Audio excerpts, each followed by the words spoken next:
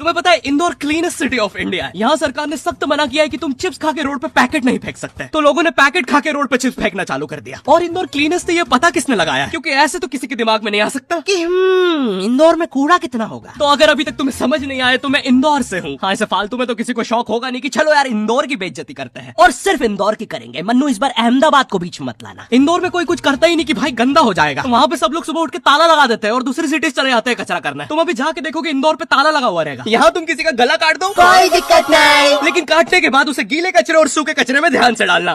400 लोगों को टपका दिया, 300 बच्चों को उठवाया, 5 बवासीर वाले अंकलों को पिटवाया। आज तक मुझे कोई पकड़ नहीं पाया, तुमने कैसे पकड़ा?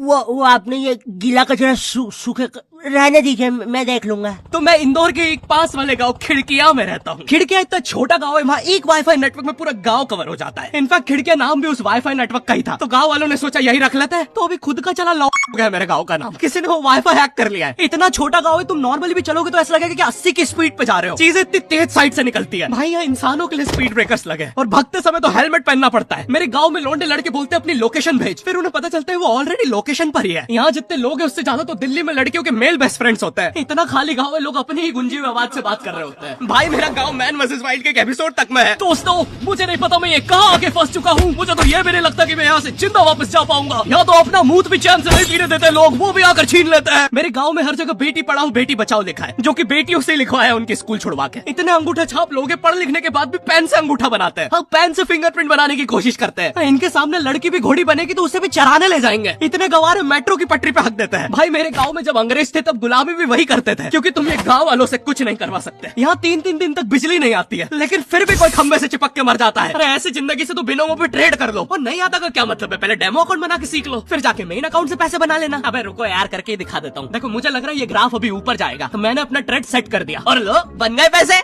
10th क्लास की कोचिंग थी, और भाई ये कोचिंग पूरी प्रॉपर थी। वो तुम्हारे मोहल्ले के ट्यूशन जैसी नहीं, जहाँ वो बालों में टावल बांधकर निक्कर स्लीपर में एक दीदी तुम्हें पढ़ाती थी। वो दीदी के घर पे इतने सारे बच्चे आते थे पढ़ने, दीदी को पता ही नहीं कौन क्या है। दीदी छोड़ो, बच्चों को नहीं पता टीचर कौन है। एक बच्चा पढ़ाई में अच्छा है, सब लोग उसको ही टीचर समझ रहे हैं। वो बच्चे ने अपनी अलग कोचिंग खोल रखी है बीच में, वो नए नए टीचर्स लेके आ रहा है। स्टूडेंट्स, ये है मिस्टर अब्राहम जी, अब से आपको केमिस्ट्री यही पढ़ाएंगे। वो दीदी के घर में दीदी से ज्यादा सक्सेसफुल हो गया। दीदी अभी भी एक कमरे में है, उसने दूसरे कमरे में बिल्डिंग बना दी है। इतने छोटे छोटे बच्चे कोचिंग जाते हैं आजकल, और वो बेचारे आज और कल ही जा पाते हैं, क्योंकि परसों तो कोई ओमनी वैन में पकड़ के ले जाता है। इतना कंपटीशन आ गया है, बच्चे 6वीं 7वीं छोड़ के यूपीएससी प्रिपरेशन कर रहे हैं, और वो फिर भी फेल हो जा रहे हैं। हाँ, क्योंकि यूपीएससी वाले उधर 6वीं 7वीं के क्वेश्चन पूछ रहे हैं। एक क्वेश्चन था यूपीएससी का कि तुम कितनी बार 100 में से 10 माइनस कर सकते हो, और आंसर है एक बार, क्योंकि फिर तुम 90 में से 10 माइनस कर रहे हो। ये एग्जाम से आईपीएस पुलिस ऑफिसर बनते हैं। अब समझ में आ रहा है देश में इतना क्राइम क्यों है। आधा क्राइम तो आईपीएस वाले ही कर रहे हैं एग्जाम वालों को मार के, कि सालों 17-17 घंटे पढ़ा के ये पूछ रहे हो। तो मेरे गाँव में जो कोचिंग थी भाई, उसका सर 10th पढ़ा के सन की हो गया था, क्योंकि भाई उसकी जिंदगी 10th की लूप में फंसी हुई है। उसकी 10th खत्म होते ही फिर चालू हो जाती है। बच्चों के मम्मी पापा उन्हें 10th के बाद कंप्यूटर गिफ्ट करते हैं। सर के पास 70 कंप्यूटर हो गए हैं। हाँ, उनके मम्मी पापा आज तक गिफ्ट कर रहे हैं, और वो भी उस जमाने का विंडोज एक्सपी। सर बेचारा सारे कंप्यूटर जोड़ के GTA 5 खेलता है।